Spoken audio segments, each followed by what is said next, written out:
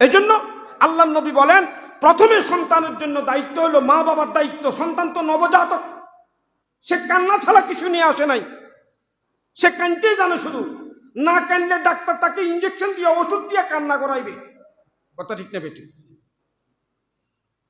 এই জন্য তার জন্য একটা ভালো মা নির্বাচন করা, সন্তান জন্ম নিলে তার ডান কানে আজান, বাম কানে একামত দেওয়া। 2 নম্বর, একটা সুন্দর নাম রাখা। দলিল প্রমাণ হাদিস থেকে এখন দেওয়ার সময় নেই, শুধু আমি নম্বরগুলো বলেছি, আপনারা মনোযোগ সহকারে শুনেন। 3 নম্বর, সাধ্য থাকলে আকিকা করা। ছেলের জন্য 2টা বকরি, মেয়ের জন্য 1টা বকরি দিয়ে আকিকা করা। 4 নম্বর, সন্তানকে মা বাবার দায়িত্ব হলো নৈতিক শিক্ষা, দ্বীনি শিক্ষা, কোরআনের শিক্ষা, ইসলামের শিক্ষা, ঈমানের শিক্ষা প্রদান করা।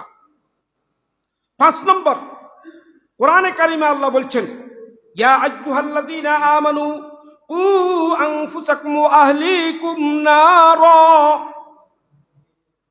আল্লাহ পাক পরওয়ারদিগার আলম ঈমানদারকে বলছেন, ও ঈমানদারেরা, কু আনফুসাকুম, নিজেও জাহান্নাম থেকে বাঁচো, ওয়া আহলিকুম নারা, এবং তোমার সন্তান সন্ততিকেও জাহান্নামের আগুন থেকে বাঁচাও। এজন্য সন্তান সন্ততি কোন পথে চলতেছে সেদিকে নাফরমানির পথে যেন না যায়, এ ধরনের পথ তাদেরকে পথে না চালানো।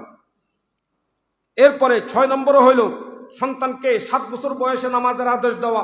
10 বছর বয়সে নামাজ না পড়লে তাকে মারা, প্রহার করা এবং তার বিছানা আলাদা করে দেওয়া। রাসূল করিম সাল্লাল্লাহু আলাইহি ওয়াসাল্লাম হাদিস বর্ণনা করছেন আবু দাউদ শরীফে 495 নম্বর হাদিসে আল্লাহ নবী বলেন, মুরু আওলাদাকুম বিসসালাত ওয়া হুম আবনাউ 7 সিনিন। 7 বছর বয়স হলে তাকে তোমরা নামাজের নির্দেশ দাও। ওয়াদরিবুহুম আলাইহা ওয়া হুম আবনাউ 10। 10 বছর বয়স হলে তাদেরকে তোমরা প্রহার করো। ওয়াফাররিকু বাইনাহুম ফিল মাজাজি', তাদের বিছানা আলাদা করে দাও। 7 নম্বর, রাসূল করিম সাল্লাল্লাহু আলাইহি ওয়াসাল্লাম নিজেই সন্তান সন্ততিকে লালন পালন করতেন উত্তম পদ্ধতিতে। রাসূল করিম সাল্লাল্লাহু আলাইহি ওয়াসাল্লাম বলেন, যেটা বুখারী শরীফের 5378 নম্বর হাদিসে আল্লাহ নবী বলেন, ইয়া গোলাম সাম্মিল্লাহ ওয়াকুল বিয়ামিনিক ওয়াকুল মিম্মা ইয়ালিক। হে আল্লাহর বান্দারা, আমাদেরকে নির্দেশ দিয়েছেন বিসমিল্লাহ পড়ে খানা খাও, ডান দিক থেকে খানা খাও, সামনে যেটা আছে এটা খাও, এটা আদব। 8 নম্বর, সন্তানের কাছে ভালো ব্যবহার পাওয়ার জন্য আগে সন্তানকে দ্বীনি শিক্ষা দিতে হবে, ভালো শিক্ষা দিতে হবে, এরপরে সন্তানের কাছে ভালো ব্যবহার আশা করবা। যেটা হাদিসটা বললাম সেটা আমি আর এখন রিপ্লে করলাম না। 9 নম্বর, আমাদের সমাজে কন্যা হইলে একটু নাক ছিটকায়, বেজার ভাব। আল্লাহ নবী বলেন, কন্যা সন্তানের সঙ্গে ভালো আচরণ এটা জান্নাতে প্রবেশের একটা মাধ্যম। রাসূল করিম সাল্লাল্লাহু আলাইহি ওয়াসাল্লাম মুসনাদে আহমদে 1957 নম্বর হাদিসে একটা হাদিস বর্ণনা করছেন। ক্বালা নবিয়্যু সাল্লাল্লাহু আলাইহি ওয়াসাল্লাম, মান ওয়ালিদাত লাহু ইবনাতুন ফালাম ইউজিহা ওয়ালাম ইউহনিহা ওয়ালাম ইউসির ওয়ালাদাহু ইয়ানি আলা যুকুর। যদি কোনো ব্যক্তি সন্তানের মধ্যে কন্যা সন্তান জন্মগ্রহণ করে, যদি তাকে কষ্ট না দেয়, তাকে যদি অবহেলা না করে, তাকে যদি অপমান না করে এবং তাকে যদি ছেলের তুলনায় প্রাধান্য বেশি না দেয়, আল্লাহ নবী বলেন, আদখালাহুল্লাহু বিহাল জান্নাহ।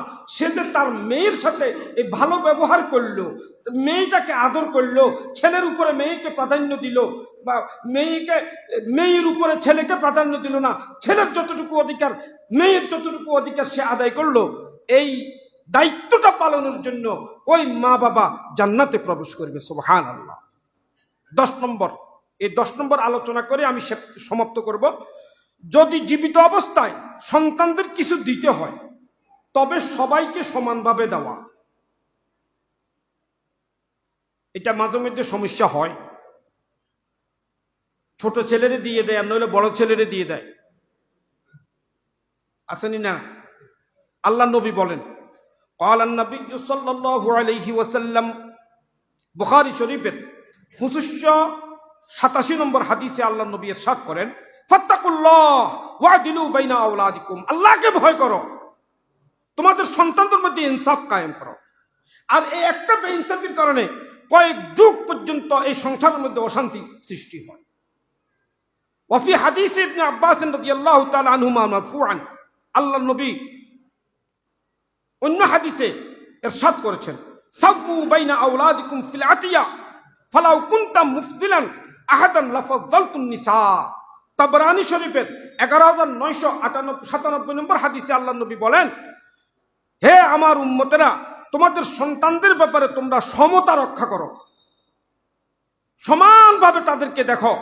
যদি আমি কাউকে বেশি দেওয়ার কথা ভাবতাম তাহলে আমি নবী বলতাম মেয়েদেরকে বেশি দাও।